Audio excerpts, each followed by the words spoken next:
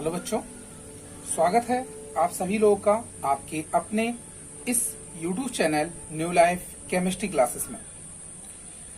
जैसा कि आपको पिछले वीडियो में सरफेस केमिस्ट्री के अंतर्गत बताया गया था कैटालिसिस को, और कैटालिसिस जो कॉन्सेप्ट था, जो कैटालिसिस के बारे में बताया गया था, वो बर्जीलियस ने दिया था। ये चीजें आपको बताई जा चुकी है। फिर कैटालिस्ट क्या होते हैं और कैटालिसिस क्या होते हैं, ये मैंने एक्सप्लेन किया हुआ है। साथ ही साथ कैटालिसिस और कैटालिस्ट जो आपको उसके प्रकार बताए गए थे, वो दो ढंग के, जिनमें एक आपने समांगी और दूसरा विषमांगी बताया हुआ था। विषमांगी को हमने आपसे कहा था कि आप उसका जो मैंने डिफिनीशन बताई हुई थी उसी के जस्ट अपोजिट आपको लिखना था, और कुछ बच्चों ने उसका बखूबी आंसर भी दिया था व्हाट्सएप पे। तो काफी अच्छा लगा कि आप लोग एक्टिव हैं इस चीज को लेकर के। तो हम आपसे बात आज करने वाले हैं जो उसी टॉपिक में जो आपको बताई जा रही थी उत्प्रेरक को लेकर के। तो समांगी और विषमांगी आपने पढ़ा हुआ था, किसी को कोई डाउट उसमें था नहीं। अब आज देखिए जो आप चर्चा करने वाले हैं, तो सबसे पहले जो डिस्कशन होगा आज, वो हम उत्प्रेरक की जो कार्यविधि होती है, मतलब उत्प्रेरक की कार्यविधि के आधार पर हम उसका वर्गीकरण देखेंगे। तो टॉपिक को स्टार्ट करने से पहले आप लोगों से ये कहना चाहता हूं कि वीडियो को सभी लोग अंत तक जरूर देखा करें, और वीडियो यदि अच्छी लगे तो लाइक भी किया कीजिए, ठीक है। साथ ही साथ आपके जो भी फ्रेंड सर्किल हिस्ट्री रिलेटेड जो ग्रुप्स हैं उनमें इनको शेयर भी किया कीजिए और उन्हें सब्सक्राइब भी करवाया कीजिए, ठीक है। तो देखिए आज की जो टॉपिक है हमारी, हमने आपसे कही कि उत्प्रेरक की कार्यविधि के आधार पर हम इसे कितने मतलब कि हम इसे कैसे वर्गीकृत कर सकते हैं, इसके बारे में आज आपसे डिस्कस करने वाले हैं। तो मैंने आपसे कहा क्या कि उत्प्रेरक की कार्यविधि के आधार पर उत्प्रेरण जो होता है वो 4 प्रकार का होता है। किसके आधार बताया आपने कि कार्यविधि के आधार पर, कार्यविधि के आधार पर उत्प्रेरण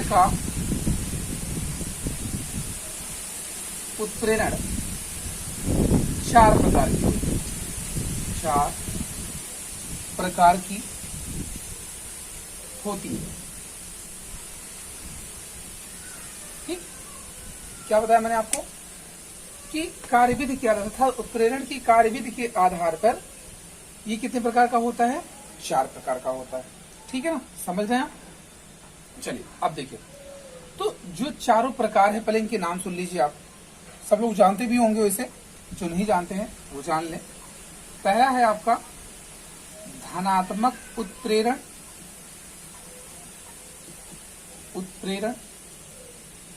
दूसरा है ऋणात्मक उत्प्रेरण,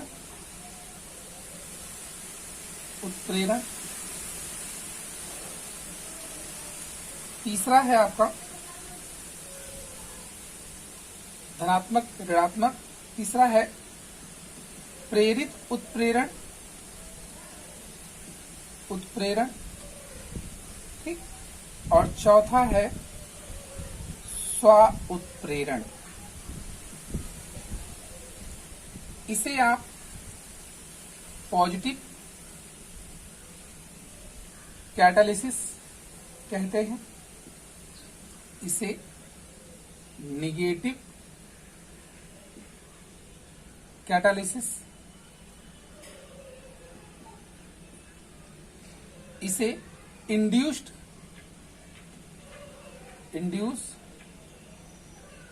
कैटालिसिस कहते हैं आप, और ये है आपका ऑटो कैटालिसिस, ठीक है। तो ये 4 प्रकार ना, क्या पूछा गया यहाँ पे? जैसे इसके पहले हमने आपसे कहा था कि उत्प्रेरण जो था वो 2 प्रकार के थे, जिनमें एक आपने देखा था समांगी, मतलब प्रावस्था के आधार पर मैंने आपको बताया हुआ था, समांगी और विषमांगी। आज बात कर रहे हैं कि उत्प्रेरण की कार्यविधि के आधार पर ये जो होता है वो 4 प्रकार का होता है, जिनमें आपने क्या कहा, एक धनात्मक उत्प्रेरण, दूसरा ऋणात्मक उत्प्रेरण, तीसरा प्रेरित उत्प्रेरण, चौथा स्व उत्प्रेरण। ठीक, जहां तक बातें समझ में आ रही हैं आपको? चले, अब चारों प्रकार सबको समझ में आ गए। अब देखिए इसमें एक एक को हम एक्सप्लेन करते हैं। सबसे पहले बात करेंगे धनात्मक उत्प्रेरण को लेकर के, ठीक है ना, धनात्मक उत्प्रेरण। तो देखिए इसमें क्या है, जैसे धनात्मक का अर्थ होता है, सभी लोग जानते हैं, वृद्धि होना ना। तो यहां पे कहा जा रहा है कि उसमें क्या हो जाए, अभिक्रिया की गति बढ़ जाएगी। भाई धनात्मक का मतलब क्या हो, बढ़ना ही तो है। हाँ, तो इसका अर्थ क्या हुआ कि जब किसी बाह्य पदार्थ की उपस्थिति में, जब किसी बाह्य पदार्थ की उपस्थिति में अभिक्रिया की गति बढ़ जाती है, अभिक्रिया की दर बढ़ जाती है, तो उसे धनात्मक उत्प्रेरण कहा जाता है। उसे धनात्मक उत्प्रेरण कहा जाता है, और जो पदार्थ आपने लिया हुआ है उसे धनात्मक उत्प्रेरक कहते हैं। बात समझ में आई? आपने क्या कहा, जब किसी बाह्य पदार्थ की उपस्थिति में किसी अभिक्रिया की दर, अभिक्रिया की दर, अभिक्रिया की गति बढ़ जाती है, तो उसे धनात्मक उत्प्रेरण कहा जाता है। तो उसे धनात्मक उत्प्रेरण कहा जाता है। और जो पदार्थ होता है, जो पदार्थ होता है उसे धन उत्प्रेरक कहते हैं। उसे क्या कहते हैं? धन उत्प्रेरक। आई ना बात समझ में? चलिए आगे देखिए, इसमें एग्जाम्पल की अगर हम आपसे बात करें तो जैसे Zn plus H2SO4 gives out Zn SO4 plus H2। ये एक अपक्रिया है, और अगर इस अपक्रिया में हम एक पदार्थ रख देते हैं, यहाँ बाह्य पदार्थ जो मैंने आपसे बात की वो है कॉपर सल्फेट। अगर कॉपर सल्फेट हमने रख दी तो क्या होता है कि इसकी उपस्थिति में अपक्रिया की दर बढ़ जाती है, अर्थात तेजी से यहाँ से हाइड्रोजन गैस निकलने लगता है। तेजी से हाइड्रोजन गैस क्या होता है, यहाँ से निकलने लगता है। समझ रहे हैं ना आप? तो यहाँ क्या बताया गया कि जिंक सल्फ्यूरिक अम्ल में जब डाला जाता है तो वहां हाइड्रोजन गैस निकलती है। अगर ये ना रखा जाए तब भी हाइड्रोजन गैस निकलेगी, लेकिन हाइड्रोजन गैस रिलीज होने की जो दर होगी वो मंद होगी, अर्थात अपक्रिया की दर, अर्थात यहाँ जो अपक्रिया में उत्पाद बनेगा वो धीरे धीरे से बनेगा। लेकिन अगर आप यहाँ पे कॉपर सल्फेट को रख देते हैं तो अभिक्रिया की दर क्या होती है, बढ़ जाती है। अभिक्रिया की दर बढ़ जाती है, इसलिए कहा जा रहा है कि ये अभिक्रिया हमारी एक धनात्मक उत्प्रेरण की अभिक्रिया है। और यहाँ पर जो पदार्थ आपका यूज किया गया है, मतलब CuSO4 जो आपने यहाँ पे प्रयोग में लिया हुआ है, ये आपका धन उत्प्रेरक कहलाएगा। धन उत्प्रेरक अर्थात पॉजिटिव कैटालिस्ट कहलाएगा। ठीक है ना, धनात्मक उत्प्रेरक कहलाएगा। समझ में आ रही बात आपको? अब ऐसे ही देखिए, जैसे दूसरा एग्जांपल एक ले सकते हैं, हाइड्रोजन और ऑक्सीजन है। इन दोनों को अगर हम मिलाते हैं एक साथ तो हमें यहाँ पर वाटर मॉलिक्यूल्स मिलते हैं, और इसके दौरान यहाँ पर ये प्लेटिनम, अगर हमने प्लेटिनम कैटालिस्ट रखा हुआ है तो इस प्लेटिनम कैटालिस्ट की उपस्थिति में यहाँ पर जल का फॉर्मेशन काफी तेजी से होता है। तो यहाँ जो प्लेटिनम हमारा है, ये प्लेटिनम एक धन उत्प्रेरक की तरह काम कर रहा है, और पूरी अभिक्रिया हमारी एक धनात्मक उत्प्रेरण को प्रदर्शित करती है। ठीक है, दोनों समझ में आ रही है आपको? ऐसे ढेर सारे एग्जाम्पल्स आप देख सकते हैं, और आपको मिलेगी आपकी बुक्स में भी, तो आप एक बार उसको देख लीजिएगा। कहीं भी कुछ डाउट्स लगते हैं तो आप बताइएगा। हाँ, दूसरी चीज ये होती है, इससे कुछ लोग ये सोचते हैं कि सर कैसे हम जान पाएंगे कि यहाँ पर ये धनात्मक उत्प्रेरक के रूप में है। तो देखिए, ये चीजें तो भाई आप मैनुअली तो नहीं समझ सकते हैं, ये बातें आप रट करके ही जान सकते हैं। लेकिन अगर एक्सपेरिमेंट की अगर हम बात करें तो एक्सपेरिमेंट के माध्यम से हम ये डिसाइड कर सकते हैं कि कौन सा कैटालिस्ट किसकी तरह बिहेव कर रहा है। ठीक है ना। तो आपको पहले यहाँ पे एग्जाम्पल्स बता दिए गए। तो चलिए, ये तो हो गया आपका धनात्मक उत्प्रेरण। अगली जो हम चर्चा करने वाले हैं आपसे वो है कौन सा, वो अगला होगा ऋणात्मक उत्प्रेरण का टेक्नीशियन। इसी के रिगार्डिंग सब कुछ आपको ऐसे ही बताना है, लेकिन इस पर आप भी जान रहे हैं कि जब ऋणात्मक की बात होगी तो क्या होगा, इसके पहले तो बढ़ता था, अब की बार क्या होगा, घटेगा। अब की बार क्या होगा, घटेगा। तो देखिए अगली डेफिनेशन जो हमारी होगी, हम बात करने वाले हैं यहाँ पे ऋणात्मक उत्प्रेरण की। इसको आप नेगेटिव ना कैटालिसिस बोलते हैं।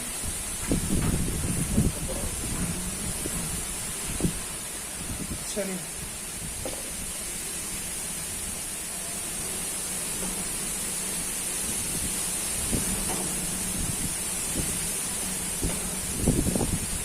देखिए अब इसमें आपको बताना क्या है। तो देखिए ऋणात्मक उत्प्रेरण की बात करने वाले हैं आपसे। आपने कहा किसी बाह्य पदार्थ की उपस्थिति में, किसी बाह्य पदार्थ की उपस्थिति में अभिक्रिया की दर घट जाती है। जब किसी बाह्य पदार्थ की उपस्थिति में अभिक्रिया की दर क्या होती है, घट जाती है, कम हो जाती है, तो उसे ऋणात्मक उत्प्रेरण कहते हैं। और जो पदार्थ उसमें प्रयोग होगा उससे ऋणात्मक उत्प्रेरक कहेंगे। ठीक है ना। जो पदार्थ आपका है वो ऋणात्मक उत्प्रेरक है ना, और जो अभिक्रिया आपकी है वो ऋणात्मक उत्प्रेरण की है। तो समझ में आ रही है बात आपको ना। तो देखिए जो ऋणात्मक, अब यहाँ पे हम अगर कहें एक तरह का संदमक भी होता है। ठीक है, ऋणात्मक उत्प्रेरक और संदमक की हम आपसे जो बात करने वाले हैं, तो ऋणात्मक उत्प्रेरक को ही आप क्या कहते हैं, संदमक कहते हैं। एक आगे क्वेश्चन मिलता है, संदमक और उत्प्रेरक विष में क्या अंतर होता है, या संदमक और उत्प्रेरक विष को स्पष्ट कीजिए। ऐसे क्वेश्चन पूछे गए हैं बोर्ड एग्जाम में काफी बार, तो हम उसकी चर्चा भी आगे आपसे करेंगे। तो आप जानते रहिए कि ऋणात्मक उत्प्रेरक को और क्या कहते हैं, संदमक भी कहा जाता है। तो परिभाषा समझ में आई। किसी बाह्य पदार्थ की उपस्थिति में अभिक्रिया की दर घट जाती है तो उसे ऋणात्मक उत्प्रेरण कहते हैं, और प्रयुक्त पदार्थ जो उसमें होता है वो ऋणात्मक उत्प्रेरक कहलाता है। ठीक है, यहां तक बात समझ में आई। अब देखिए, जैसे हमने ले लिया H2O2 हाइड्रोजन पेरोक्साइड है, H3PO4 फास्फोरिक अम्ल है, H2O और O2 में मैंने इसका विखंडन करवा दिया। ठीक है, बैलेंस कर लेते हैं इसको ऐसे। अब देखिए इसमें क्या है कि जो H3PO4 है आपका, यहां पर जब अगर इसकी उपस्थिति हम लोग रखते हैं तो अभिक्रिया की दर, अर्थात इसमें जो ऑक्सीजन अपघटित होने की प्रक्रिया होती है वो मंद हो जाती है, धीरे धीरे निकलने लगती है। तो यहाँ जो ये H3PO4 है ये एक ऋणात्मक उत्प्रेरक की तरह काम कर रहा है, एक ऋणात्मक उत्प्रेरक की तरह काम कर रहा है। ठीक है, ऐसे ही और भी एग्जाम्पल्स आपको मिलेंगे, आप उसमें देख सकते हैं। जैसे एक ले लीजिएगा आप Na2SO3 सोडियम सल्फाइड इसको बोलते हैं, और ऑक्सीजन।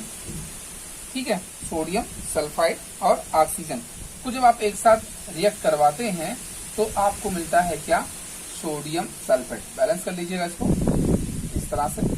और यहां पर आप जो रख रहे हैं कैटालिस्ट जो रख रहे हैं वो क्या है, ग्लिसरीन है। क्या है, ग्लिसरीन या ग्लिसरॉल बोल दीजिए आप। तो ग्लिसरीन आप थोड़ा सा चलिए ग्लिसरॉल मानते हैं इसका। अब देखिए जैसे यहाँ ग्लिसरॉल है आपका, फार्मूला इसका सभी लोग जानते हैं, CH2OH CHOH CH2OH, ये ग्लिसरॉल का फार्मूला होता है। तो अगर हम इस ग्लिसरॉल की उपस्थिति में इस अभिक्रिया को संपन्न करवा रहे हैं तो अपक्रिया मंद गति से होती है और यहाँ ग्लिसरॉल जो होगा वो एक ऋणात्मक उत्प्रेरक की तरह कार्य करेगा। ठीक है, तो दो डेफिनेशन आपको समझ में आ गई ना। दोनों को आप अच्छे से देखिए, एक दूसरे से रिलेट करिए तो बहुत ही इजी लगेंगे। धनात्मक में आपने क्या बताया कि भाई अभिक्रिया की दर बढ़ जाती थी क्योंकि धनात्मक लगा था, और ऋणात्मक में क्या है, अपक्रिया की दर घट जाएगी ना। समझ में हाथ तो बातें आ रही सबको? ठीक है, चलिए फिर आगे आज बात करने वाले हैं इसमें आपसे, वो है क्या, अगला है इसमें स्व उत्प्रेरण या प्रेरित, जो भी आपने नंबर डाला हो, जिसमें भी आप चाहें लिख सकते हैं। चलिए स्व उत्प्रेरण की बात आपसे कर लेते हैं। स्व उत्प्रेरण इसको बोलते हैं ऑटो कैटालिसिस ना। इसका नंबर चौथा मैंने डाला था, कोई दिक्कत नहीं, आप देख सकते हैं ऑटो कैटालिसिस। ठीक, अब देखिए इसके नाम से ही स्पष्ट हो रहा है क्या, स्व उत्प्रेरण। ठीक, क्या है ये, स्व उत्प्रेरण। देखिए स्व उत्प्रेरण कैसे बताते हैं आपको, यहां पर नाम से इसके स्पष्ट हो रहा है ना आपको, स्व उत्प्रेरण को लेकर के। ये इसके कहने का मतलब क्या है कि किसी रासायनिक अभिक्रिया में, ठीक है, किसी रासायनिक अभिक्रिया में बने किसी रासायनिक अभिक्रिया में बने किसी उत्पाद द्वारा अभिक्रिया की गति का बढ़ना, अभिक्रिया की गति का बढ़ना क्या कहलाता है, स्व उत्प्रेरण कहलाता है। किसी रासायनिक अभिक्रिया में बने उत्पाद के द्वारा अभिक्रिया की गति का बढ़ना स्व उत्प्रेरण कहलाता है। ठीक है, और जो पदार्थ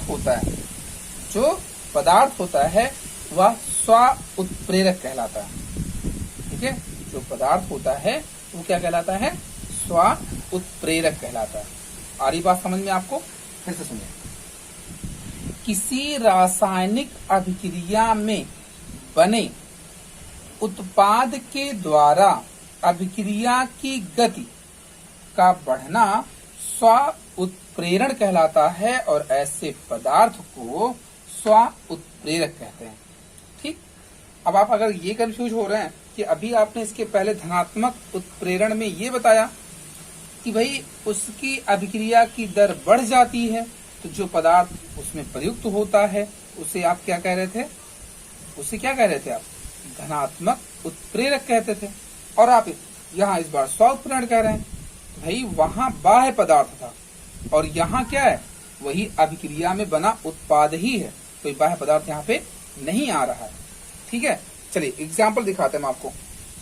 ये सबसे पॉपुलर एग्जाम्पल है एस्टीकरण का, ये एस्टर है। ठीक, RCOOR कॉमन फार्मूला है और हमने इसका जल अपघटन करवा दिया। जब जल अपघटन करवाया तो मुझे मिल गया RCOOH प्लस ROH, ये H और OH में ब्रेक हुआ है। ठीक है, तो देखिए RCOOH और R डैश था यहाँ पे OH। ठीक, तो अब आप देखिए इसमें क्या है कि अब प्रारंभ में अभिक्रिया की गति क्या होती है, मंद होती है। प्रारंभ में अभिक्रिया की गति क्या होती है, मंद होती है। लेकिन जैसे ही उत्पाद यहाँ पे बनता है, जैसे ही उत्पाद यहाँ पे बनता है तो वहां क्या हो जाती है, अभिक्रिया की दर बढ़ जाती है और यहाँ जो स्व उत्प्रेरक का काम करेगा वो है आपका RCOOH। अब मन में प्रश्न ये बनते हैं कि सर यही क्यों हुआ, इसको क्यों नहीं कह सकते, क्योंकि ये आसानी से प्रोटॉन को रिलीज करता है, H प्लस को आसानी से त्याग कर देता है और वही H प्लस त्यागने की वजह से ही यहाँ पर वो स्व उत्प्रेरक की तरह कार्य करता है।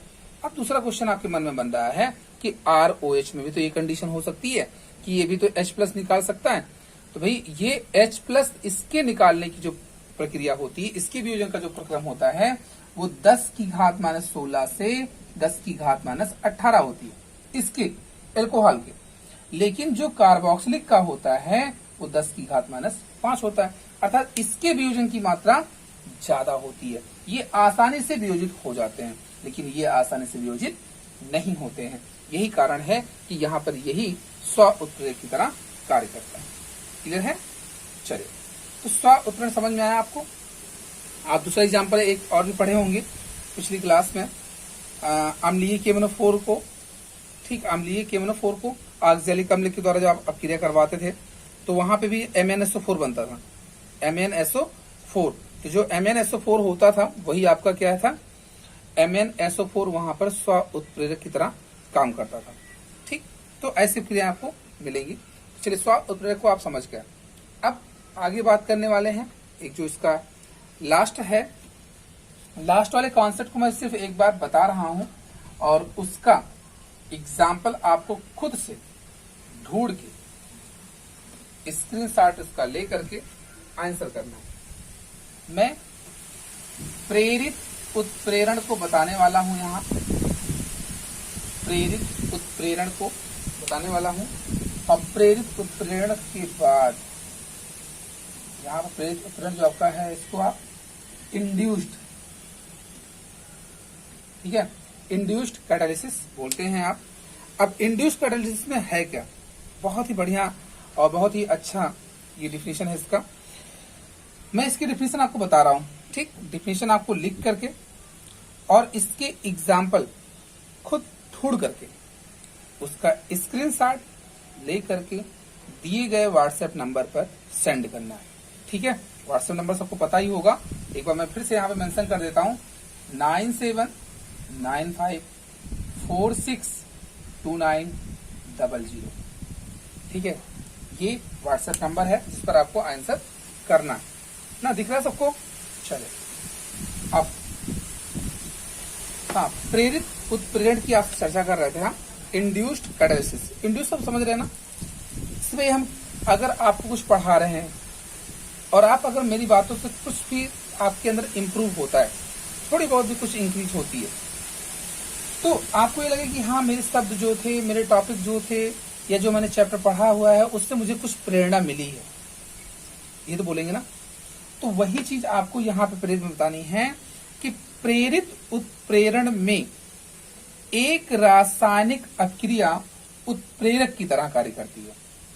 ठीक है, प्रेरित उत्प्रेरण में एक रासायनिक अक्रिया उत्प्रेरक की तरह कार्य करती है। आप इसको ऐसे बोल सकते हैं कि ऐसी अक्रिया जिनमें एक रासायनिक अक्रिया किसी दूसरी रासायनिक अक्रिया को संपन्न कराती है। एक रासायनिक अक्रिया किसी दूसरी रासायनिक अक्रिया को संपन्न कराती है। ठीक है, समझ पा रहे? उसे आप कहते हैं, जो रासायनिक अक्रिया उसे संपन्न करा रही है वही कहलाएगी आपकी प्रेरित उत्प्रेरण। वही कहलाएगी क्या? प्रेरित उत्प्रेरण। एक शब्द मतलब एक लाइन में अगर कहना चाहें तो ऐसा कह सकते हैं आप कि प्रेरित उत्प्रेरण में एक रासायनिक अक्रिया उत्प्रेरक की तरह कार्य करती है। ठीक, एग्जाम्पल इसका आपको खुद से ढूंढ के लिखना है, इसलिए मैं एक बार जनरली बता देता हूं। जो सोडियम सल्फाइड होता है Na2SO3, यदि उसका आप ऑक्सीकरण करवाते हैं वायु की उपस्थिति में तो Na2SO4 बनता है। ठीक है, तो इससे रिलेटेड जो आपकी एग्जाम्पल्स हैं, इससे रिलेटेड जो आपकी एग्जाम्पल मिलता है क्या कि सोडियम सल्फाइड Na2SO3 का ऑक्सीकरण अगर हम वायु की उपस्थिति में करवा रहे हैं तो क्या बन जाएगा? Na2SO4 बन जाएगा। लेकिन अगर यही अक्रिया क्या हो, Na3ASO3 सोडियम आर्सेनाइड का जब हम ऑक्सीकरण करवाते हैं सोडियम आर्सेनेट में नहीं होता है, सोडियम आर्सेनेट में नहीं होता, मतलब Na3ASO3 का जब ऑक्सीकरण करवाते हैं तो Na3ASO4 बनना चाहिए, लेकिन ऐसा नहीं होता है।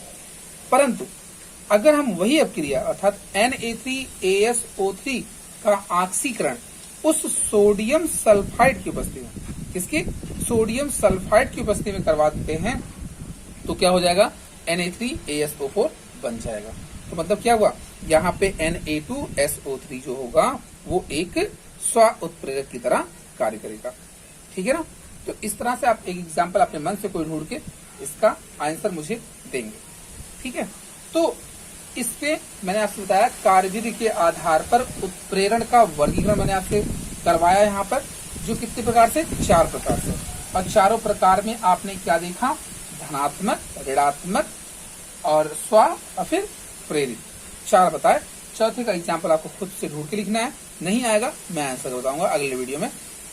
तो आज के लिए हम इस वीडियो में इतना ही रखते हैं।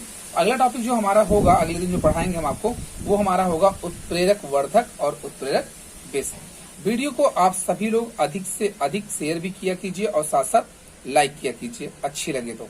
ठीक, तो मिलते हैं आप सभी से अगले वीडियो में।